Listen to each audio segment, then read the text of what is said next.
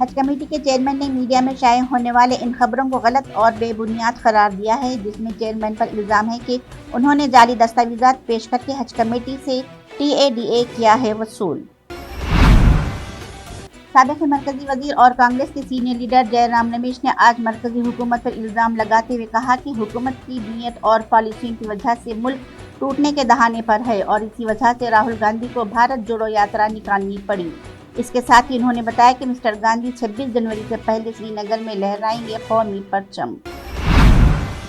وزیر اعظم نریندر مودی نے جمعرات کو گجرات میں انتخابی مہم کے دوران ملکارجن کھڑگے کے راون کے طنز کا حوالہ دیتے ہوئے کہا کہ کانگریس کے لیڈران میں یہ مقابلہ ہے کہ ان کے خلاف سب سے زیادہ توہین آمیز الفاظ استعمال کرے گا کون۔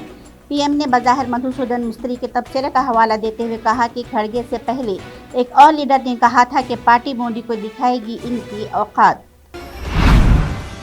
جموں و کشمیر کے chief secretary doctor Arun Kumar Mehta نے افسران سے کہا ہے کہ وہ جموں میں تعمیر کیے جا رہے سیمی رنگ روڈ کے کام کو آئندہ مارچ تک کریں مکمل۔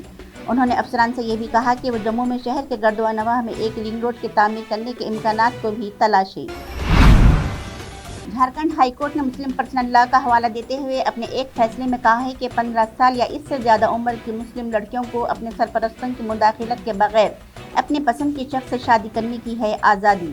عدالت نے یہ بات ایک مسلم نوجوان کے خلاف درج کی گئی FIR کی بنیاد پر فوجداری کو منسوخ کرتے ہوئے کہی۔ گجرات اسمبلی انتخابات کے پہلے مرحلے کی آج یعنی 21 دسمبر کو صبح 8 بجے سے پولنگ ہوئی تھی شروع۔ پہلے مرحلے میں 79 سیٹوں پر ہو رہی ہے ووٹنگ۔ یہ تمام سیٹیں 19 اضلاع کی ہیں۔ ووٹنگ صبح 8 بجے سے شام 5 بجے تک 14,382 پولنگ اسٹیشنوں پر کی گئی۔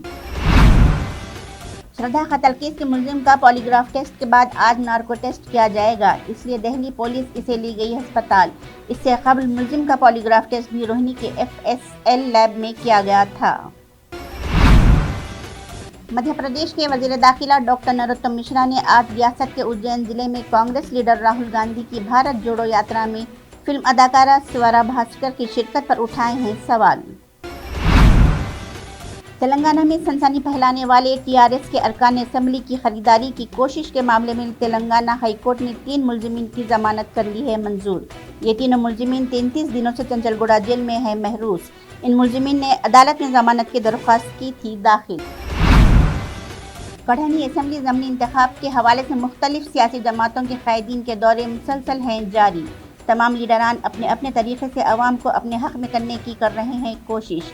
اصل مقابلہ BJP اور مہا گٹھ بندھن کے ہے درمیان۔ اویسی کی پارٹی AIMIM بھی اس میں ادا کر رہی ہے اہم رول۔ اس دوران BJP کے مرکزی وزیر گری راج سنگھ بھی پہنچ گئے ہیں ووٹ مانگنے۔